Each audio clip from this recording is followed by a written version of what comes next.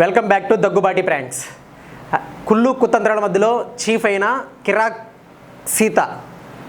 ఎందుకురా కుళ్ళు కుతంత్రాలు అని చెప్పేసి అంటున్నానంటే, మీరు గమనించారో లేదో, ఫుల్ ఎపిసోడ్ మీరు చూస్తే మీకు అర్థమైపోయింది.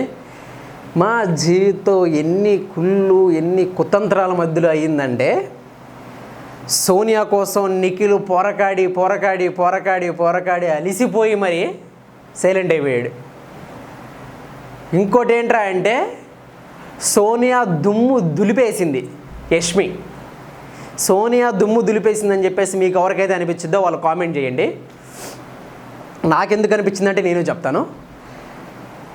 ఒక ఆడియన్ని లోపలికి వెళ్ళి నీ ఒపీనియన్స్ ఒక్కసారి నువ్వు చెప్పేసి బయటికి రా అని చెప్పేసి ఒక 5 నిమిషాలు నాగార్జున సార్ కనుక పంపిస్తే ఎలా అయితే మాట్లాడతారో అలా మాట్లాడింది యష్మి సోనియాని. ఏవైతే అడగాలనుకుంటుందో, ఏవైతే చేయాలనుకుంటుందో, ఏవైతే మాట్లాడాలనుకుంటుందో ప్రేక్షకుల డౌట్లన్నీ ఆ అమ్మాయి క్లారిటీగా అడిగేసింది. ఎందుకురా అంటే అంత విజన్, అంత ధైర్యం, అంత అసలు కొన్ని మాటలు మాట్లాడింది. ఆ మాటలు మాట్లాడంటే ధైర్యం ఉండాలి. అది ఏం మాటలంటే, అమ్మ నీలాగా నేను ఎక్కడ పట్టుకొని కూర్చోలేదమ్మా, అమ్మ చెల్లి అక్క రిలేషన్లు పెట్టుకొని నేను ఎక్కడ పట్టుకొని కూర్చోలేదమ్మా, అసలు అలా పట్టుకొని కూర్చుంటే అది రిలేషనే కాదమ్మా, నాకు నీలాగా చేత కాదమ్మా అని చెప్పేసి యష్మి ఎంత బాగా మాట్లాడిందంటే అంత బాగా మాట్లాడింది.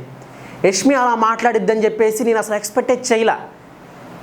ఎందుకంటే ఆ మాటలు మాట్లాడడానికి ధైర్యం ఉండాలి. ఎందుకంటే అదొక ప్లాట్ఫామ్లో జనాలు ఇన్ని కోట్ల మంది ప్రేక్షకులు చూస్తున్నారని చెప్పేసి తనకు తెలిసిన తర్వాత కూడా నేను బ్యాడ్ అవుతానా గుడ్ అవుతానా ఎన్ని ఏం ఆలోచించుకోకుండా పాయింట్ టు పాయింట్ కర్ర ఎరగకూడదు పాము చావకూడదు అన్నట్టు పాయింట్ టు పాయింట్ మాట్లాడింది.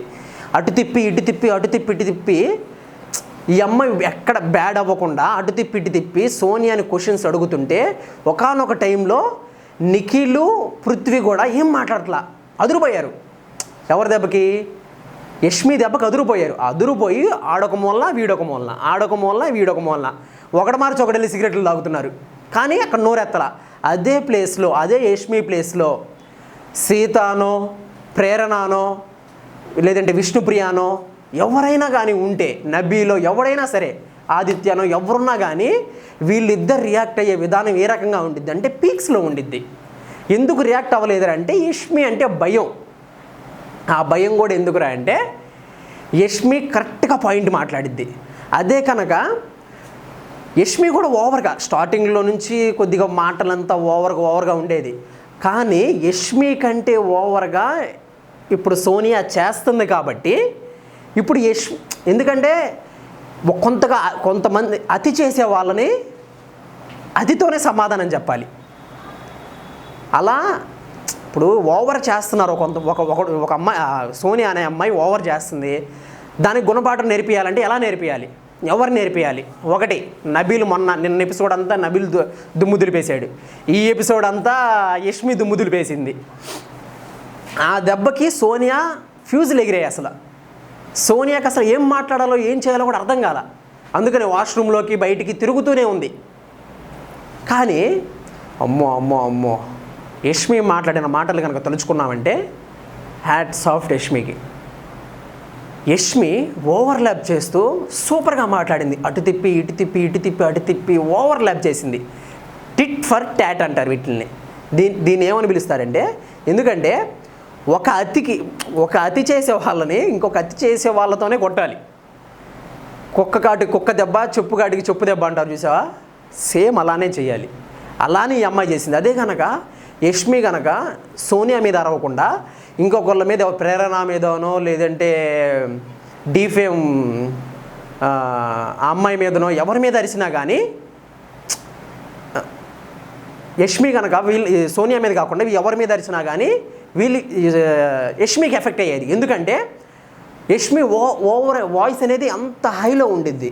కానీ యష్మి వాయిస్ కంటే సోనియా వాయిస్ ఇంకా హైలో ఉంది. అంత వేస్ట్గా సోనియా మాట్లాడుతుంది కాబట్టి యష్మి మాట్లాడే మాటలు అందరికి కన్వీనియంట్గా అనిపించాయి, మనందరికీ, ఆడియన్స్ చూసే వాళ్ళకి. అంతేగాని ఇంకొకళ్ళ మీద అదే యష్మి అలాగనే మాట్లాడి ఉండుంటే మాత్రం అంత పాపులర్ అయ్యేది కాదు, అంత ఇది అనేది అంత ప్లస్ అనేది వచ్చేది కాదు. ఇంకా యష్మి టాపిక్ పక్కన పెడితే నబీల్ని ఎంత టార్గెట్ చేస్తుందంటే సోనియా, కనీసం ఆ హ్యామర్ తీసుకున్న దగ్గర కూడా మాట్లాడే విధానం ఏమైతే ఉండిద్దో నాకైతే వర్స్ట్ అనిపించింది అబ్బా సోనియా. నాకు అసలు ఈ ఎపిసోడ్తో అయితే ఇంకా చాలా బాగా వర్స్ట్ అనిపించింది. నబీలు ఎపిసోడ్కి ఇంకా మెచ్యూర్ అవుతున్నాడు, ఇంకా హైలోకి వెళ్తున్నాడు. నాకు తెలిసినంత వరకు నబీల్ ఇంకో పల్లవి ప్రశాంత్ అవుతాడేమో అని చెప్పేసి నాకు అనిపిస్తుంది. ఎందుకంటే నబీల్కి జరిగే ఓటింగ్ ఏదైతే ఉందో హై లెవెల్ ఓటింగు. మొన్నటిదాకా ఒక రేంజ్లో ఉన్న నబీల్ ఇక్కడున్న నబీలు ఇక్కడికి వెళ్ళిపోయాడు, హైలోకి వెళ్ళిపోయాడు. దానికి కారణం ఎవర్రా అంటే వాడి గేము. దానికి ఇంకో కారణం ఎవర్రా అంటే సోనియా మాట్లాడే విధానం నబీల్కి చాలా ప్లేస్ అవుతుంది. అదే కాక ఈ గ్రూపులుగా ఏర్పడ్డారబ్బా, కొన్ని గ్రూపులుగా ఏర్పడి వీళ్ళు మాట్లాడే మాటలు ఏవైతే ఉన్నాయో చాలా వర్స్ట్గా మాట్లాడుకోవటాలు. ఎందుకంటే ఆ మాటలు ఇంకోళ్ళు మాట్లాడుకోలేరు. సరే, ఇంకా ఆ గ్రూపుల విషయం పక్కన పెడితే నేను ఆల్రెడీ నిన్న వీడియోలో గ్రూపుల గురించి చెప్పేశాను. డీఫేమ్ 9కి అసలు చిన్నపిల్లల మనస్తత్వం లేదంటే అంత మైండ్ మెచ్యూర్ అయితే అమ్మాయికి రాలేదని నాకనిపించింది. మీకేమనిపించిందో కామెంట్ చేయండి. చిన్న వాటికి అలగటాలు, అసలు విష్ణుప్రియకి వెన్నుపోటు పొడిచిందేమో అన్నట్టు నాకు అనిపించింది. తర్వాత వచ్చి తన ఎక్స్ప్లెనేషన్ తను ఇచ్చింది, నువ్వు అయినా అవ్వకపోయినా కానీ సోనియా మాత్రం నాకు యాంటీ దాంట్లో ఉండాలి, యాంటీ క్లాన్లో ఉండాలి అని చెప్పేసి తన ఎక్స్ప్లెనేషన్ తను ఇచ్చింది. అది విష్ణుప్రియ యాక్సెప్ట్ చేసింది. ఫస్ట్ యాక్సెప్ట్ చేయకపోయినా లాస్ట్కి వచ్చేసరికి యాక్సెప్ట్ చేసింది. అదంతా ఓకే పక్కన పెడితే, తర్వాత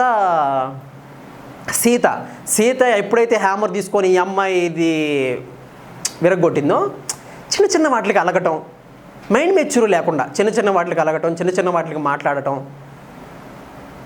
ఏంటో అమ్మాయి అసలు స్టార్టింగ్లో బాగా ఆడింది, బాగా చేసింది, కానీ ఉండే కొద్ది పడిపోతుంది ఆ అమ్మాయి కూడా గేమ్ ఇంప్రూవ్ చేసుకుంటే ఇంకా ముందుకు సాగే అవకాశాలు ఉంటాయి. లేదనుకుంటే అది కూడా ఫ్లాప్ అవుతుంది. ఈ వీక్ మొత్తం నాకు తెలిసినంత వరకు ఓన్లీ గొడవలే జరుగుతాయి చూడండి. ఎందుకంటే సీజన్ ఎప్పుడైనా కానీ ఉండే కొద్ది పైకి లేచిద్ది. స్టార్టింగ్లో ఏంట్రా కొత్త వాళ్ళు వచ్చారని చెప్పేసి అందరూ అనుకుంటూ ఫస్ట్ వీక్ సెకండ్ వీక్ చూడడానికి కొద్దిగా సంకోచిస్తారు. కానీ థర్డ్ వీక్ నుంచి ఎప్పుడైనా ఎపిసోడ్ అనేది ఇంకా పైకి లేచిద్ది. నాకు తెలిసినందుకు ఈ వీక్ అంతా గొడవలే. ఈ టాస్కులు పెట్టడం, వాళ్ళ గొడవలు పడటం, ఆ గొడవలు హైలైట్ చేయటం, ఎవడి క్యారెక్టర్ లేదో ఒరిజినల్గా బయటపడేది థర్డ్ వీక్ నుంచే బయటపడతాయి. అలా అందరివి బయటపడుకుంటూ వచ్చాయి. స్టార్టింగ్లో నేను సోనియాని చూసినప్పుడు అరే ఈ అమ్మాయి మాట్లాడే విధానం చూస్తే అరే ఏంటి ఈ అమ్మాయి ఎంత బాగా మాట్లాడుతుంది, ఎంత సబ్జెక్ట్ ఉంది ఈ అమ్మాయి దగ్గర అని చెప్పేసి నాకు అనిపించింది. తర్వాత మాట్లాడే కొద్దీ ఆ గర్వం చూసే కొద్దీ ఆ అమ్మాయిలో ఉన్న గర్వం, గిలుపు మొత్తం బయట పెట్టేసింది. రివీల్ అయిపోయింది ప్రేక్షకుల ముందు. సోనియా అనే అమ్మాయి ఒక కొవ్వు పట్టిన అడ్డగాడిది అనుకో, ఒక మాటలో చెప్పాలంటే అలా బిహేవ్ చేయడం మొదలుపెట్టింది. ఇంకా ఇదంతా పక్కన పెడితే నిఖిల్ ఏంటో అసలు సోనియా కోసమే ఆడుతున్నాడో లేదంటే ఏం చేస్తున్నాడో అర్థం కావట్లా. విష్ణుప్రియ ఈ అమ్మాయి వెళ్ళి అక్కడ పట్టుకున్నందుకు సోనియాదే పగలగొడతారని చెప్పేసి అన్న డౌట్తో విష్ణుప్రియ ఎంతమంది వచ్చినా కానీ వాళ్ళని హట్ చేస్తూ, వాళ్ళని లాగుతూ, వాళ్ళని ఇంకేందంటే వాళ్ళు ఒక మనుషుల్లాగే కాకుండా హార్ష్గా ఆడటం.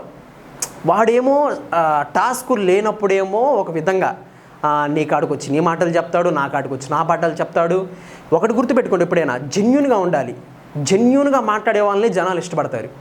అది ఎలా అంటే నీ కాడికి వెళ్ళి నీ ప్లస్లే చెప్పకూడదు, నీ మైనస్లు కూడా చెప్పాలి.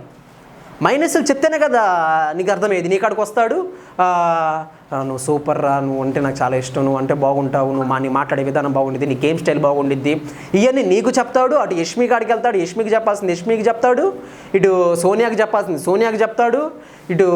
కానీ వీళ్ళందరిలో కొద్దిగా ఇప్పుడు మెచ్యూర్ అవుతుంది ఎవర్రా అంటే పృథ్వీకి అర్థమవుతుంది. ఇప్పుడిప్పుడే అర్థమవుతుంది, రే వీడు గేమ్ ఆడుతున్నాడ్రా, ఎవడి కాడికి వెళ్ళి వాడి మాట చెప్తున్నాడ్రా అని చెప్పేసి విష్ణుప్రియతో అన్నాడు కూడా ఈరోజు. వాడికి ఇప్పుడిప్పుడే అర్థమవుతుంది. ఎందుకంటే అందరు గేమ్ ఆడడానికే వచ్చారు ఆ ఇంటికి. ఎవడి కోసమో సాక్రిఫైజులు చేయడానికో లేదంటే రిలేషన్షిప్ని పెంచుకోవడానికో ఎవడు రాడు అక్కడికి. ఎవడి గేమ్ వాడు ఆడుకోవాలి, ఎవడి పర్ఫార్మెన్స్ వాడు ఇవ్వాలి. ఆ పర్ఫార్మెన్స్ నచ్చితే లైక్ చేస్తారు, నచ్చకపోతే బయటికి గెడ్డేస్తారు. సరే, అది కూడా పక్కన పెట్టేసి విష్ణుప్రియ మాట్లాడిన మాటల్లో కామెడీగా అసలు సూపర్ మాట్లాడింది.